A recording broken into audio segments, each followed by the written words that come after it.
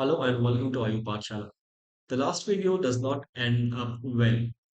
The reason of being was some technical glitch. I kept on teaching and the video paused somewhere and then it continued somewhere and some part get recorded, some did not.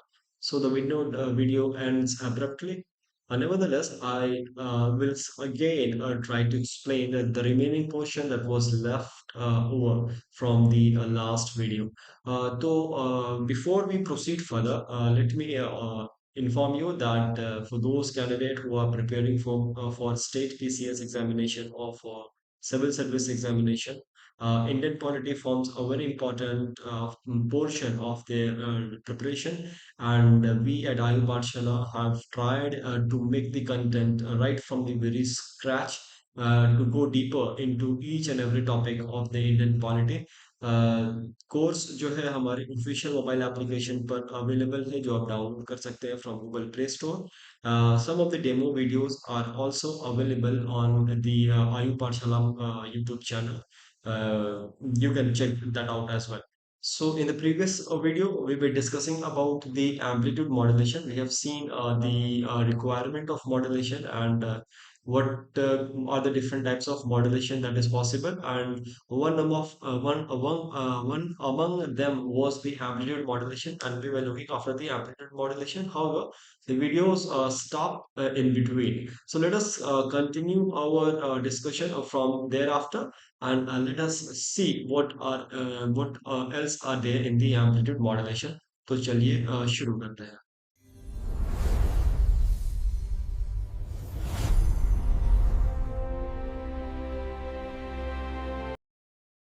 So friend अब तक जो है हम लोग amplitude modulation का ये वाले equation पर आ चुके थे जहाँ पर हमने देखा इसमें एक छोटा सा चेंज जो मैंने किया है जब हम इस ब्रैकेट को ओपन अप करेंगे तो mu A C by two जो है वो दोनों एंड पे मल्टीप्लाई होगा तो this will come here also as well as here also.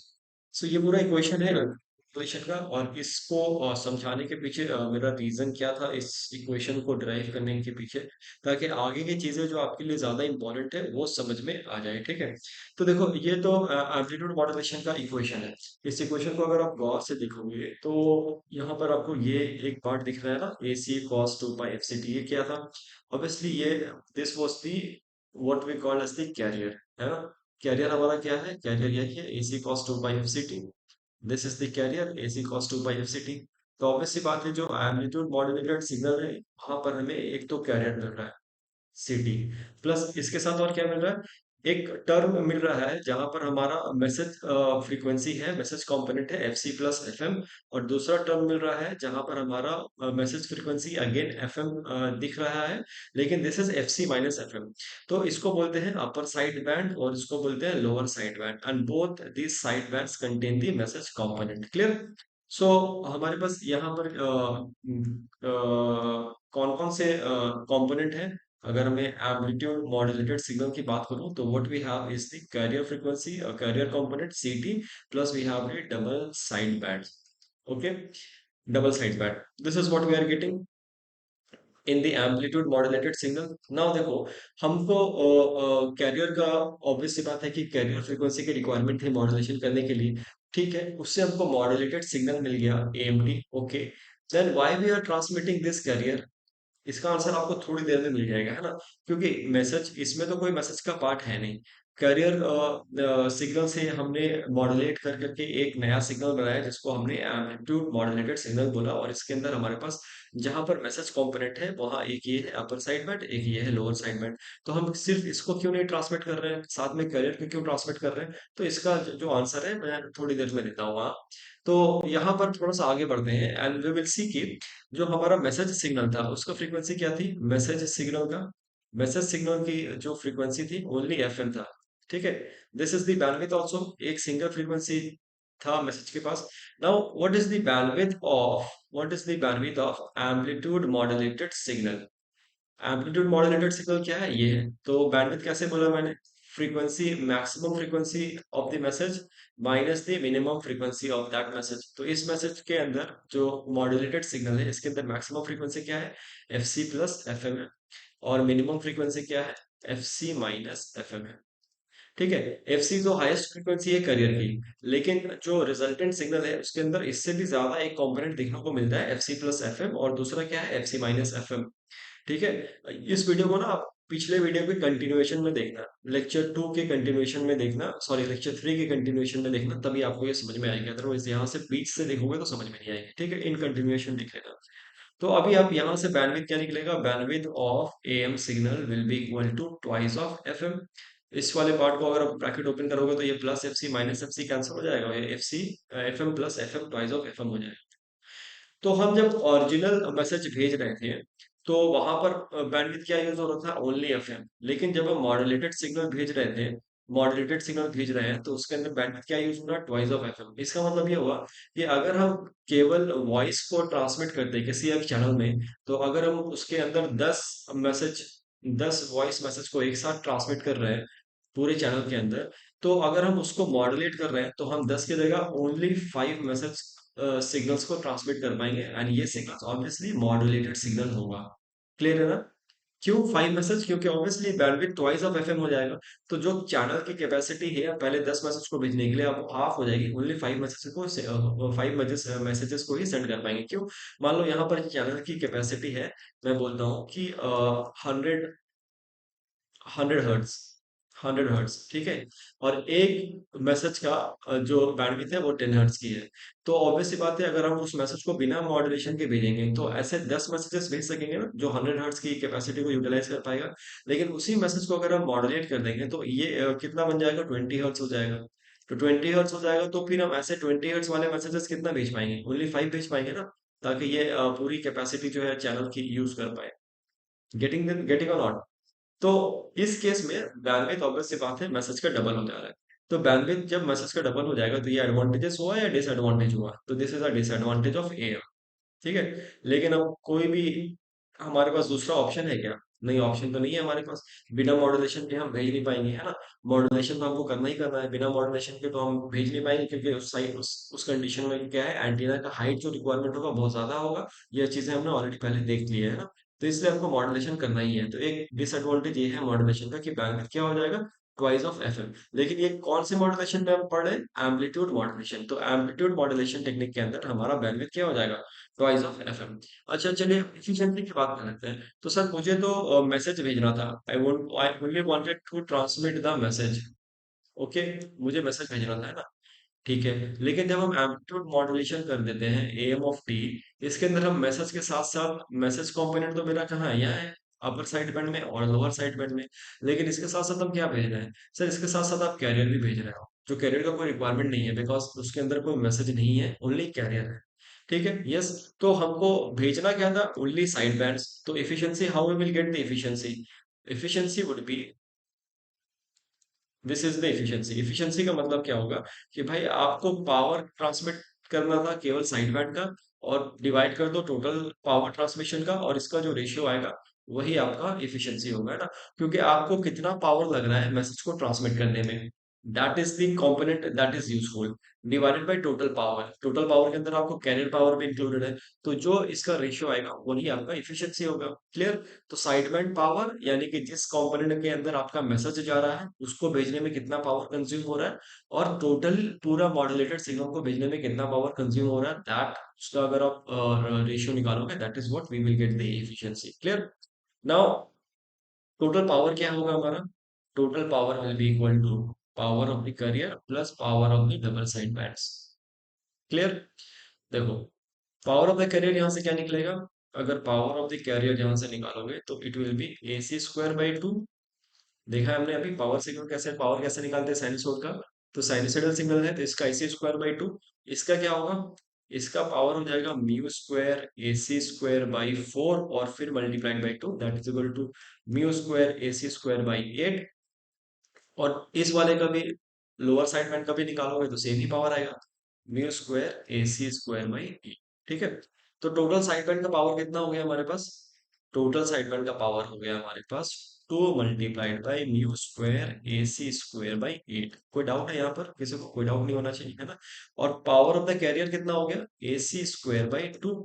तो टोटल पावर हमारा कितना हो गया, टोटल पावर इन दोनों को जोड़ देंगे तो ये हो जाएगा 2 1 2, 2 4 8, तो हो जाएगा AC² by 2 plus mu square AC² by 4। अब AC² बाई 2 यहाँ से कॉमन ले लो तो क्या आ जाएगा, AC² by 2 1 plus mu by 2। तो टोटल पावर क्या आ गया, total power is equal to AC² by 2 क्या है, it is the carrier power PC। तो carrier power multiplied by 1 plus mu by 2। ये एक इंपॉर्टेंट फॉर्मूला है, आपको याद रखना होगा, समटाइम्स स्मॉल क्वेश्चंस इससे आ जाते हैं। ठीक है, कोई कंफ्यूजन है यहाँ पर, कोई कंफ्यूजन नहीं होना चाहिए, है ना। अब चलो इफिशियंसी की बात करते हैं। तो इफिशियंसी हमने बताया क्या, इफिशियंसी होगा side band power divided by total power.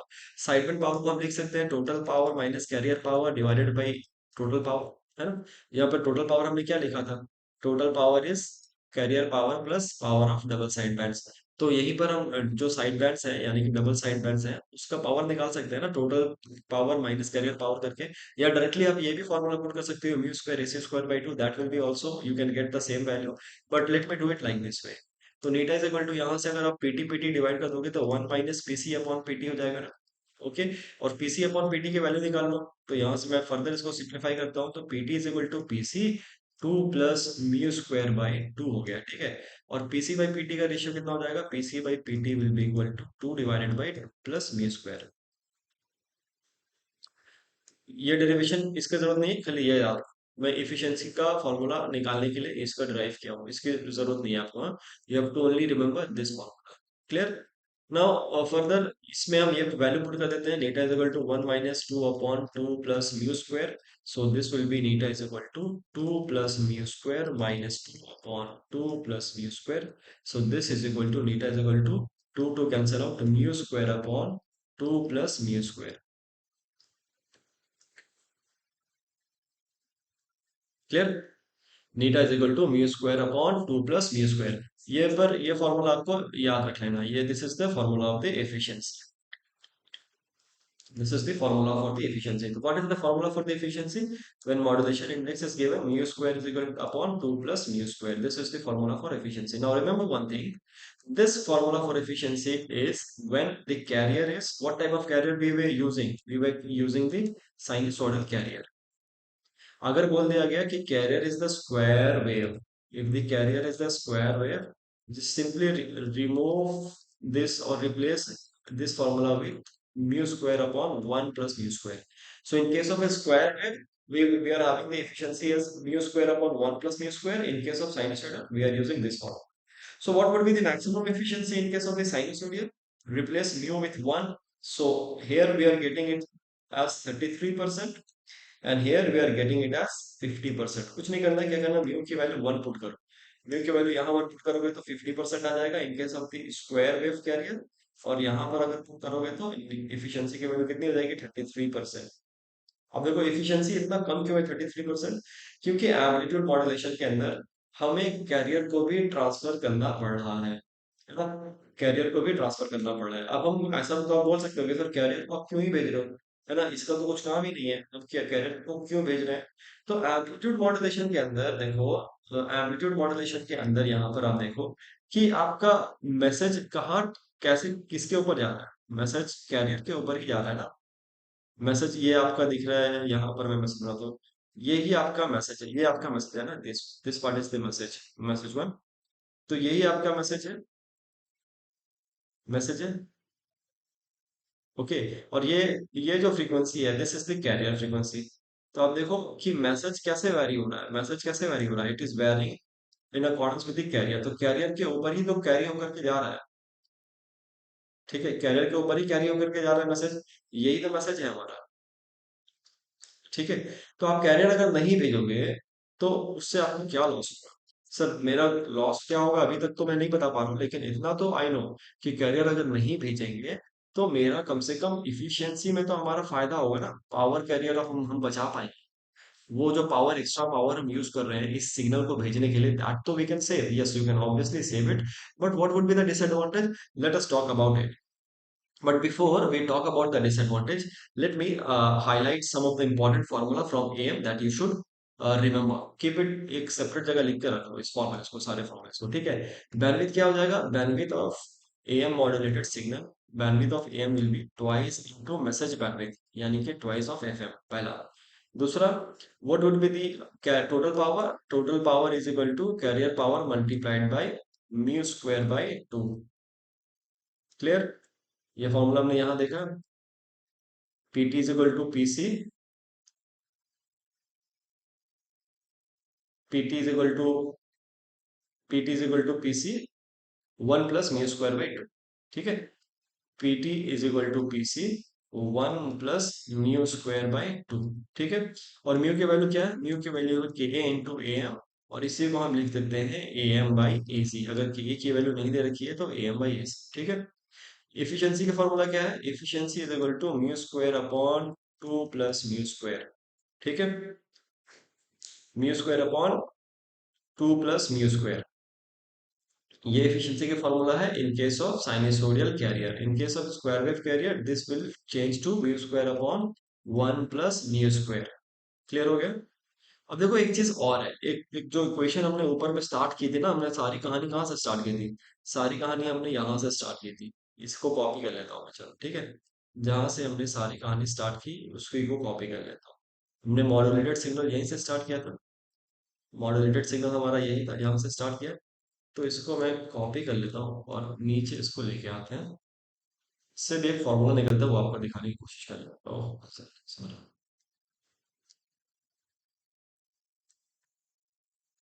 देखो सारी कहानी ए से स्टार्ट हुई थी ना, A C 1 plus A into M cos two pi F C T into cos two pi F M T into cos two pi F C T, ऐसे ही amplitude modulation शुरू किया है। प्लीज इस वीडियो को प्रीवियस वीडियो के continuation में देखो, चीजें तभी समझ में आएगी। एक्चुअली मुझे ये एक ही वीडियो में बताना था, लेकिन वही ग्लिच की वजह से ना ये चीज।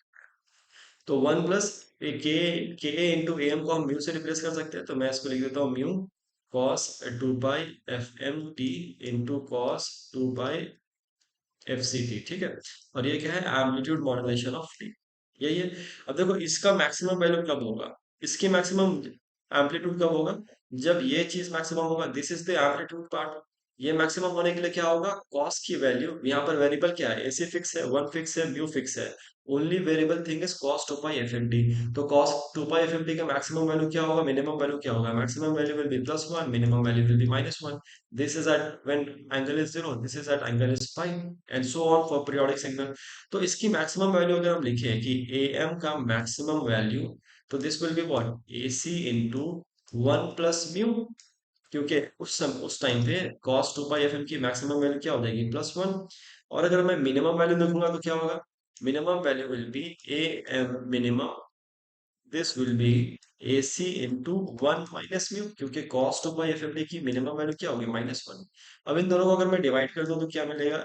एम्पलीट्यूड मॉड्यूलेशन का maximum amplitude by amplitude modulated signal का मिनिमम एम्पलीट्यूड, दोनों का ratio is nothing but 1 plus mu upon 1 minus mu. And this formula is very useful in case कि आपको एम्पलीट्यूड सिग्नल का मैक्सिमम और मिनिमम एम्पलीट्यूड दिया हुआ है, तो you can find out mu, and then that mu can be used in these formulas।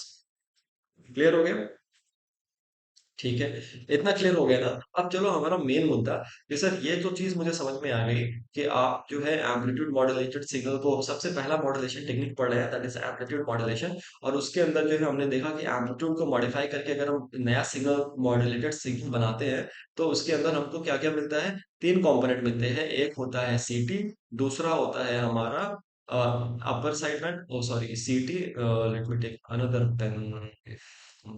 एक होता है सीटी, दूसरा होता है हमारा लोअर अपर साइड बैंड, और एक होता है लोअर साइड बैंड।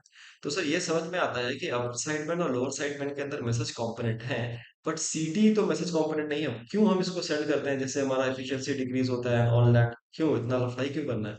तो देखो मेरे दोस्त, कुछ हर चीज के पीछे ना एक रीजन होता है। वो रीजन क्या है? कि मॉड्यूलेशन तो आपने समझ लिया, अब इसको डीमॉड्यूलेट कैसे करोगे? How do you demodulate? How will you demodulate that signal? For demodulation, we have the very simple circuit that is called the envelope detector. Envelope detector. And ये सर्किट बहुत सिंपल है, बहुत चीप है और most widely use for demodulation of AM signal. यानी कि आपने modulated signal तो भेजा, उससे मैसेज भी तो निकालना है। तो मॉड्यूल डीमॉड्यूलेशन करोगे तो मॉड्यूलेटेड सिग्नल से क्या निकलेगा, मैसेज निकलेगा। तो मैसेज जब आपको निकालोगे मॉड्यूलेटेड सिग्नल से, तो that process we call it as demodulation. तो डीमॉड्यूलेशन का one of the technique, other technique भी है, लेकिन one of the technique is the envelope detector and this is the most widely used because बहुत ही simple है। मैं इसका जब स्ट्रक्चर डिफाइन करूंगा तो आपको पता लगेगा कि कितना सिंपल है। एक रेसिस्टर और एक कैपेसिटर और एक डायोड से आप ये सर्किट बना के डिमॉड्यूलेट कर सकते हो एएम को। तो उसके सिंपलिसिटी के लिए आपको कैरियर भेजना पड़ता है, क्योंकि without carrier this method of envelope detection will not work. क्यों? एक बार हम चलकर देखते हैं कि एम्पलीट्यूड मॉड्यूलेटेड सिग्नल कैसा है। देखो, एक्चुअली में जो आपको एम्पलीट्यूड मॉड्यूलेटेड सिग्नल मिल रहा है वो कुछ इस तरीके से मिल रहा है। ये है, ये है आपका एम्पलीट्यूड मॉड्यूलेटेड सिग्नल, है ना। अगर आप इस सिग्नल को ध्यान से देखोगे तो अगर आप इसका पीक को अगर आप सिर्फ ओनली पीक को कवर करते जाओ, तो इसका पीक को ज्वाइन करते जाओ, इसका पीक इसके पीक को ज्वाइन करते जाओ, तो आपको क्या मिल रहा है? This joining the peaks only, what we are getting is exactly same as the message signal. तो मतलब कि जो मॉड्यूलेटेड सिग्नल है, अगर हम उसके पीक को यानी कि उसके एनवेलप को ही डिटेक्ट कर लें, तो we will easily get back what we call as the our original message signal M T. Clear है कि नहीं ये चीज? आई होप क्लियर होगा, है ना। क्योंकि यही आपका एम्प्टी जो है, यही एम्प्टी इसके कहाँ पर, कैरियर के ऊपर पीक पीक पे एक एनवेलप बना करके आ रहा है। तो जब हम एम्पलीट्यूड मॉड्यूलेशन का डीमॉड्यूलेशन टेक्निक पढ़ेंगे, तो उसमें सबसे पहला क्या है, एनवेलप डिटेक्टर। और एनवेलप डिटेक्टर को आप तभी यूज कर सकते हो जब आपके साथ कैरियर आया हो। अगर बस कैरियर नहीं आया हो तो ये टेक्निक काम नहीं करेगा, ठीक है। दूसरा रीजन क्या है, इनवेलप डिटेक्टर में हम ओनली यूज करते हैं जब म्यू हमारा less than equal to one होगा। तो हम क्या यूज करेंगे, इनवेलप डिटेक्टर। अगर म्यू हमारा greater than equal to one होगा, तो हम क्या यूज करेंगे, सिंक्रोनस डिटेक्टर। दूसरा मॉड्यूलेशन टेक्निक ये भी याद रख लो, है ना, सिंक्रोनस डिटेक्टर यूज करेंगे। अब देखो, हम चाहे तो म्यू ग्रेटर देन वन कर सकते हैं, हमारे हाथ में है मॉड्यूलेशन इंडेक्स, है ना। सेंसिटिविटी ऑफ मॉड्यूलेटर को वेरी करके हम म्यू को बढ़ा घटा सकते हैं। लेकिन हम चाहते हैं ऑलवेज म्यू हमारा क्रिटिकली से अंडर मॉड्यूलेटेड रहे, यानी कि mu less than equal to one रहे, because demodulation would become very easy at that time. तो इसको हम डीमॉड्यूलेशन को पहले एक बार देख लेते हैं ना, उसके बाद देखेंगे कि what are the disadvantages and advantages with it. उससे पहले जो हमने यहाँ पर आपको फॉर्मूला बताया, इसके अंदर एक चीज और डिस्कस करना रह गया है, जो मैं यहाँ बता देता हूँ, let me discuss that also. कि अभी तक जो हम जो भी मैसेज पढ़ रहे हैं, उसमें एक ही फ्रीक्वेंसी है, एफएम। हो सकता है कि आपके साथ दो मैसेज हो, एक हो साइन 2 पाई FM1T प्लस साइन 2 पाई FM2T। तो ये सिंगल टोन नहीं, मल्टी टोन मैसेज हो जाएगा। और इस मैसेज के अंदर हो सकता है कि हम अलग अलग मैसेज को अलग अलग मॉड्यूलेशन इंडेक्स से मॉड्यूलेट करें। फॉर एग्जांपल, एक को म्यू वन से करें, एक को म्यू टू से करें, पॉसिबल है। तो अगर ऐसा हुआ कि क्वेश्चन के अंदर म्यू वन और म्यू टू दिया हुआ है कि हमारे पास दो डिफरेंट मॉड्यूलेशन इंडेक्स हैं, यानी कि म्यू वन है और म्यू टू है, तो सर हम कौन सा म्यू लेंगे जिससे हम अपना सारे फॉर्मूलाज को वो करेंगे, जहां पर हम म्यू रिप्लेस करेंगे। अगर एफिशिएंसी निकाल ली है तो यहाँ पर हम कौन सा म्यू लेंगे? तो भाई यहाँ पर ना, जैसे पीरियोडिक सिग्नल में मैंने क्या बताया था कि अगर किसी भी sum of two sinusoidal periodic signal है जिसका पीरियड T1 और T2 है, तो वहां पर एलसीएम निकालते हैं ना ओवरऑल पीरियड जानने के लिए। बट यहाँ पर ऐसा नहीं कि एलसीएम निकालो, एलसीएम नहीं निकालेंगे तो क्या करेंगे भाई, इसका mu equivalent will be equal to root over mu one square plus mu two square. ठीक है, mu equivalent will be mu two square.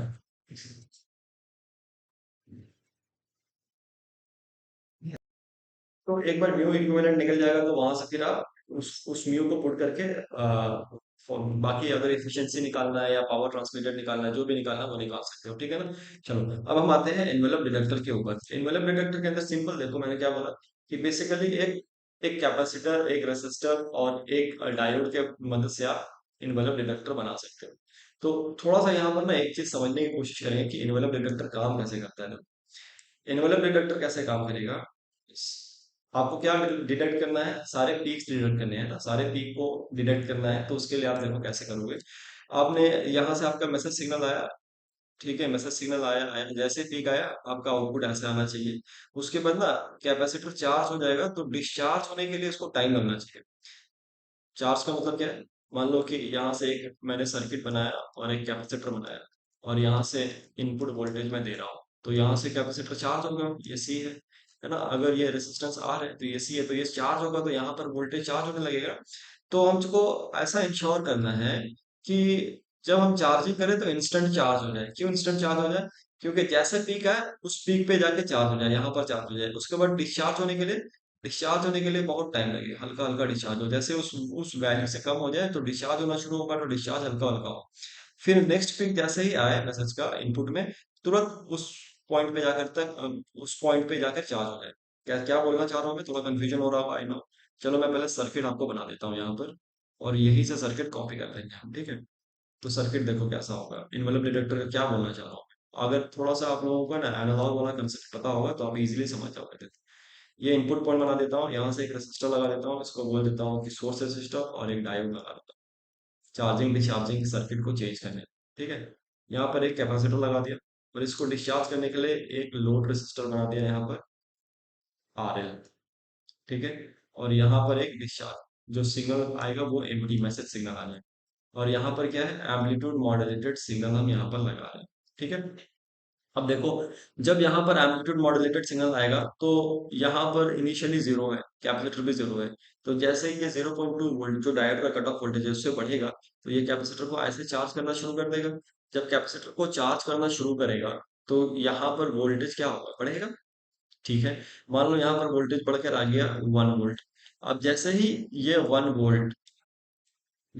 1 volt इस पॉइंट से घटना शुरू होगा, तो ऑब्वियस सी बात है कि यहाँ पर 1 वोल्ट होगा, तो यहाँ पर कुछ 0.9 वोल्ट हो गया उस टाइम पे, है ना, घटेगा।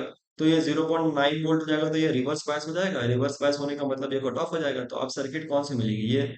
तो यहाँ पर हमको ये इंश्योर करना है कि ये जो 0.9 वोल्ट, ये 1 वोल्ट पे जो कैपेसिटर, सॉरी 1 वोल्ट पे जो कैपेसिटर चार्ज हुआ है, ये 1 वोल्ट को रिटेन करे, है ना, डिस्चार्ज ना करे तुरंत। ऐसा ना हो कि तुरंत ही इस रेसिस्टर से डिस्चार्ज होकर के 1 वोल्ट से 0 वोल्ट हो गया। तो अदरवाइज फिर मेरा जो पीक यहाँ पर, इसको मैग्नीफाई कर रहा हूँ, जो मेरा यहाँ पर रिचार्ज हुआ वो तुरंत ऐसा रिचार्ज होकर जीरो हो जाएगा। तो ऐसा नहीं, हमको यही चाहिए ना। नेक्स्ट पीक जो आएगा, नेक्स्ट पीक जो मैसेज का हमारा आ रहा है ऐसे, उसको डिटेक्ट करना है। तो यानी कि उसको ये यहाँ पर तो एक्चुअली होल्ड करना है, उसके बाद अगला पीक को डिटेक्ट करने के लिए यहाँ पर जाना है। तो जैसे ही ये पूरा पार्ट डिश घट करके आया, फिर जैसे ही 1 वोल्ट से ऊपर बढ़ा, मान लो यहाँ पर 2 वोल्ट हो गया, तो जैसे ही ये 1.1 वोल्ट से ज्यादा गया, ये वैसे ही ये सर्किट फॉरवर्ड बायस हो जाएगी, और ये आपका चालू हो जाएगा चार्जिंग करना। तो जैसे ही वो चार्ज हो, तो ये फर्दर उस पीक पे चला जाए तुरंत, तो तुरंत ये 2 वोल्ट पे आ जाए, है ना। फॉर टाइम, दूसरे टाइम पे, मतलब पहले टाइम पे तो आपका एक वेव आई, एक वाला ये वेव आया। समझ पा रहे हो कि नहीं समझ पा रहे हो, पता नहीं मुझे मैं समझा पा रहा हूँ कि नहीं। पहले टाइम पे time P equal to 1 second पे ये पीक आया 1 वोल्ट, तो 1 वोल्ट पे ये चला गया, चार्ज हो गया। उसके बाद जैसे ही नीचे गया, 1 वोल्ट से नीचे गया, 1 वोल्ट से नीचे गया माने 0.9, तो ये तो आपका कट ऑफ हो जाएगा, तो ये डिस्चार्ज हो जाएगा। पर हमें इस तरीके से ये सी और आर की वैल्यू डिसाइड करनी है कि ये डिस्चार्ज ना हो पाए इमीडिएटली, 1 वोल्ट पे होल्ड करे या बहुत कम डिस्चार्ज हो। उसके बाद टाइम, समझो time is equal to, T is equal to कुछ 2 सेकंड पे दूसरा पीक आया, तो इमीडिएटली 1 वोल्ट से 2 वोल्ट पे चला जाए। समझ में आया बात? तो इस तरीके से हम ये सर्किट को डिजाइन किया। तो ऑब्वियस सी बात है कि हम ये चाह रहे हैं यहाँ पर कि हमारा चार्जिंग जो हो इंस्टेंट चार्जिंग हो, और बहुत लेट डिस्चार्जिंग हो। समझ में आया? इंस्टेंट चार्जिंग हो और डिस्चार्जिंग जो हो हमारा लेट। तो बस आपको बस इतना जो मैंने समझाया ना, अगर नहीं समझ में अभी आया तो कोई बात नहीं, बस ये चीज याद रख लो कि भाई इन्वेलप डिटेक्टर के अंदर वो सर्किट बना लिया है ना, तो इन्वेलप डिटेक्टर के लिए आपको रखना है कि चार्जिंग किस कहाँ से हो रहा है, आरएससी से हो रहा है, ये स्मॉल होना चाहिए। और डिस्चार्जिंग कहाँ से हो रहा है, आरएलसी से हो रहा है, लोड ये लार्ज होना चाहिए। ठीक है, एक बार दोबारा से दिखा देता हूँ। चार्जिंग कहाँ से हो रहा है, चार्जिंग यहाँ से हो रहा है, आरएससी। आरएससी तो ये आपका होना चाहिए बहुत ही स्मॉल, बहुत ही स्मॉल। और डिस्चार्जिंग कहाँ से होगा, यहाँ से होगा, आरएलसी ये होना चाहिए बहुत ही हाई। क्लियर है? बस इतना ही याद रखो, अगर चीजें समझ में आ गई तो बहुत ही अच्छा है, नहीं समझ में तो कम से कम इतना याद रख लो कि आरएससी होगा होगा स्मॉल, और आरएलसी यानी कि लोड रेसिस्टेंस और कैपेसिटेंस, ये बेसिकली ना ये होता है टाइम कांस्टेंट। टाइम कांस्टेंट की वैल्यू होती है आरएससी, कितना टाइम लगेगा चार्ज होने में, कितना टाइम लगेगा डिस्चार्ज होने में, वो वैल्यू बताती है रेसिस्टेंस मल्टीप्लाइड बाई कैपेसिटेंस। तो ये स्मॉल होगा, ये लार्ज होगा। और देखो ये वन लाइनर में पूछ सकता है ना कि विच इज द करेक्ट, तो उसमें आपको ये पता होना चाहिए। दूसरी बात क्या देखो, F C is greater than F M, इसमें कोई डाउट है? Carrier frequency will always be greater than the message frequency, obviously.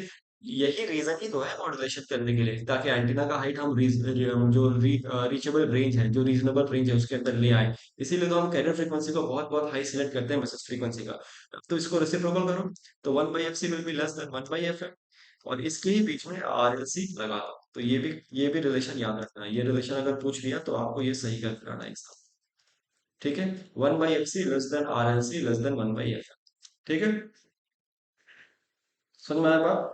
अब देखो, म्यू से एक और दो पॉइंट याद रखो कि म्यू की वैल्यू जितनी ज्यादा हाई होगी उतना नॉइस का इफेक्ट कम होगा। Noise effect will be come, less. ठीक है, नॉइस इफेक्ट किसके ऊपर? मैसेज सिग्नल के ऊपर। और म्यू की वैल्यू जितना ज्यादा लो होगा उतना ज्यादा नॉइस डोमिनेट करेगा। समझ में आ गया? जो हम मैसेज को रिकवर कर रहे हैं उसमें कितना नॉइस है वो डिपेंड करेगा किस पे? म्यू की वैल्यू। तो म्यू की वैल्यू जितना कम होगी उस पे नॉइस का कंटेंट आपका मतलब उतना ज्यादा डोमिनेट कर जाएगा, और म्यू की वैल्यू जितना ज्यादा होगी उस पे नॉइस का कंटेंट यानी कि डोमिनेशन कम होगा। ठीक है, ये बात समझ में आ गई? अगर ये बात समझ में आ गई तो फिर आप बोलोगे कि सर क्या म्यू की वैल्यू आप ग्रेटर देन वन रखो ना, बहुत ज्यादा रखो, कम से कम मैसेज तो हमें प्रॉपर रिसीव हो, आप आसानी के चक्कर में क्यों जा रहे हो? तो कर सकते हो आप। तो आप अगर आप इन्वेलप डिटेक्टर नहीं यूज करना चाहते, जो कि सिंपल और इजी और चीप टेक्निक है, तो आपको यूज करना होगा दूसरा मेथड फॉर डीमॉड्यूलेशन जो मैंने बताया, synchronous detector. Synchronous detector use करेंगे, तो सिंक्रोनस डिटेक्टर जब यूज करेंगे, then in this technique you can also demodulate the message for which mu is greater than one. Now what is the drawback in this technique? See, synchronous detector के अंदर what we have to do, we have to synchronize, we have to achieve the synchronized carrier frequency। synchronization आपको achieve करना है of carrier frequency, which is very difficult।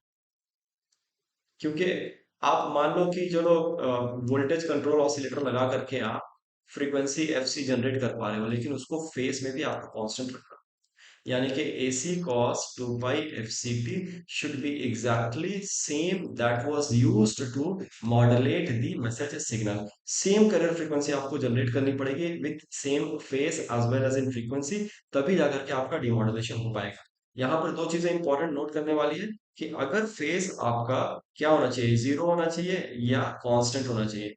अगर zero है तो ज्यादा दिक्कत नहीं है, अदरवाइज आपको कांस्टेंट मेंटेन करना है। अदरवाइज अगर फेस 90 डिग्री पे चला गया तो आउटपुट क्या आएगा? नल। मतलब ये मान लो आपका सिंक्रोनस डिटेक्टर है, और यहाँ पर आपका जो है एम्पलीट्यूड मॉड्यूलेटेड सिग्नल आ रहा है, और यहाँ पर आपने जो है वो अपना वो सिंक्रोनस कैरियर फ्रीक्वेंसी जनरेट कर रहे हो लोकली, क्योंकि इससे मल्टीप्लाई करके ही हम निकालेंगे मैसेज सिग्नल। लेकिन जहां आपने इसका इसका फेस जो आप यहाँ पर लोकली जनरेट कर रहे हो कैरियर फ्रीक्वेंसी, अगर उसका फेस और 90 डिग्री पहुंच गया, अगर उसका फेस 90 डिग्री पहुंच गया तो आउटपुट में कुछ मैसेज सिग्नल मिलेगा ही नहीं। ऑल्दो आप इसको फीड कर रहे हो डिमॉड्यूलेशन के लिए, लेकिन आउटपुट पे क्या आएगा? जीरो आएगा, यानी कि नल आएगा। तो इसी एरर को हम बोलते हैं क्वाड्रेचर नल इफेक्ट, QNE एरर। और this error is very prominent in synchronous detector. Clear है? अगर सिंक्रोनस डिटेक्टर के ऊपर क्वेश्चन आ गया तो याद रखना म्यू ग्रेटर देन वन के लिए यूज कर सकते हैं। दूसरा, इसमें जो क्वाड्रेचर नल इफेक्ट आता है that is when phi equal to 90 degree. Clear हो गया? तो यहां पर जाकर के हम एम्पलीट्यूड मॉड्यूलेशन कंप्लीट करते हैं। ठीक है, this is where we complete amplitude modulation. Now let us see कि अगर हम कैरियर नहीं भेजेंगे तो ओके, कोई प्रॉब्लम नहीं है। Let me right the equation of the amplitude modulation. Amplitude modulation का क्या था? एक कैरियर भेजते थे AC cos 2 पाई, सही से लिख देता हूँ ना यार, ना बनाने की जरूरत नहीं। AC cos 2 pi FCT plus, अब upper side back new AC by 2 cos 2 pi FC plus FM into T, plus lower side में mu AC by 2 cos 2 pi FC minus FM into T. कोई doubt है इसमें? कोई doubt नहीं, यही equation था, यही से हमने सारा power calculation, efficiency calculation, bandwidth calculation सब कुछ देखा। ठीक है, इसको हम बोलते हैं amplitude modulated signal AM। Now इसके अंदर क्या क्या है, carrier frequency plus double side band. अगर मैं केवल डबल साइड बैंड को भेजूंगा, अगर मैं बोला डबल साइड बैंड को भेजूंगा, तो ऑब्वियस सी बात है कैरियर नहीं भेज रहा हूं, तो उस सिग्नल को हम बोलेंगे double side band suppress carrier. Double side band suppress carrier. Clear है? यहाँ पर हमने टेक्निक में कहीं पढ़ा ना, हाँ, ये पढ़ा था ना हमने कि एम्पलीट्यूड मॉड्यूलेशन के अंदर हम पढ़ेंगे एएम, उसके बाद पढ़ेंगे double side band suppress carrier. तो अभी हम double side band suppress carrier के अंदर आ रहे हैं। तो double side band suppress carrier का मतलब क्या है कि करियर इज सप्रेस्ड, भाई जनरेट तो हो गया लेकिन हमको पता है कि फालतू का भेज रहे हैं हम, है ना। अब मुझे यूज ही नहीं करना इन्वर्टर डिटेक्टर, मेरे को पावर, मेरे को चाहिए कि मैं पावर बचाऊं, मुझे एफिशिएंसी ज्यादा चाहिए, मुझे एफिशिएंसी चाहिए कि मैं ज्यादा से ज्यादा करूं। तो मेरा चॉइस है भाई, तो अब मैं क्या भेजूंगा, double side band suppress career को भेज सकता हूँ। तो double side band suppress career भेजूंगा तो ऑब्वियस सी बात है कि आप इसको डिमॉड्यूलेट कैसे करोगे, सिंक्रोनस डिटेक्टर के थ्रू, क्योंकि आपके पास ईडी यूज करने का यानी कि एनवेलप डिटेक्टर यूज करने का ऑप्शन नहीं है, क्योंकि आप कैरियर ही नहीं भेज रहे हो, तो आपके पास पीक कहाँ डिटेक्ट कर पाओगे, नहीं कर पाओगे। तो आपको सिंक्रोनस डिटेक्टर ही यूज करना पड़ेगा for demodulation of double side band suppress career. Clear है? अब देखो, जब double side band suppress career होगा तो सर आप पावर कितना बचा रहे हैं, ऑब्वियस सी बात है कि मैं पावर जो बचा रहा हूँ, पावर सेव जो कर रहा हूँ, that is nothing but the carrier power, ये पावर तो सेव कर रहा हूँ, है ना। यस। इफिशियंसी क्या होगी, सर इफिशियंसी तो सर आपका क्या होगा, मैं भेज रहा हूँ क्या, जो साइड बैंड से उनको भेज रहा हूँ, और पावर, टोटल पावर जो ट्रांसमिट कर रहा हूँ क्या है, वो भी सेम ही है डबल साइड बैंड से, कैरियर तो भेज नहीं रहा हूँ। तो यहाँ पर इफिशियंसी मेरी कितनी हो गई, 100% हो गई। जो भी पावर मैं भेज रहा हूँ ट्रांसमिट करने में, जो भी पावर खर्च कर रहा हूँ, एक्चुअली में मैं मैसेज ट्रांसमिट करने के लिए ही भेज रहा हूँ, मैं अलग से कैरियर को नहीं भेज रहा हूँ। तो यहाँ एफिशिएंसी कितनी होगी, 100%। सर बैंडविड्थ में कुछ बेनिफिट मिला क्या कैरियर को सप्रेस करने से? नहीं, बैंडविड्थ में तो कोई फर्क नहीं पड़ा। क्यों? क्योंकि अभी भी करियर को आप नहीं भी भेजते हो, इसको नहीं भी भेजते हो, अभी भी आपके पास डबल साइड बैंड भेज रहे हो।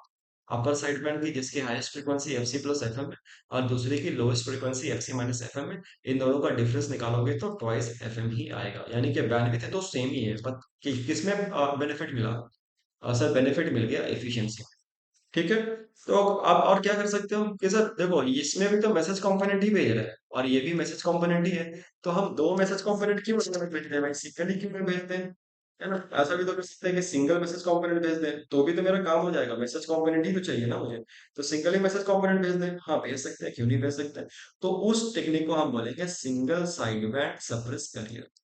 यानी कि हम अब सिंगल साइड बेंच भेज रहे हैं, आप कौन सा साइड बेंच भेजना है, अपर या लोअर, वो आप डिसाइड कर लो। या तो अपर साइड बेंच भेज दो या तो लोअर साइड बेंच भेज दो। तो अगर आप अपर या लोअर साइड बेंच में से कोई एक साइड बेंच भेज रहे हो और करियर पे नहीं भेज रहे हो, तो that is called as the single side band suppress carrier. ठीक है, ये हमारा दूसरा technique, single side band. Clear हो गया?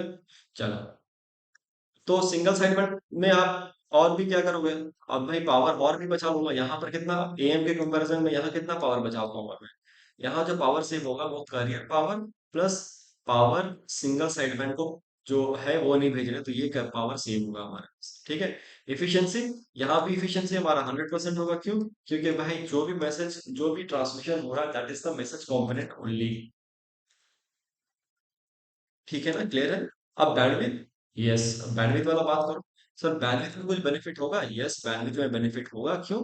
क्योंकि आप यहाँ पर या तो F C plus F M भेजोगे या तो F C minus F M भेजोगे। ओके, या तो F C plus F M भेजोगे या तो F C minus F M भेजोगे, दोनों कंपोनेंट नहीं भेजोगे। तो यहाँ पर जो बैंडविड्थ होगा that is same as the message bandwidth.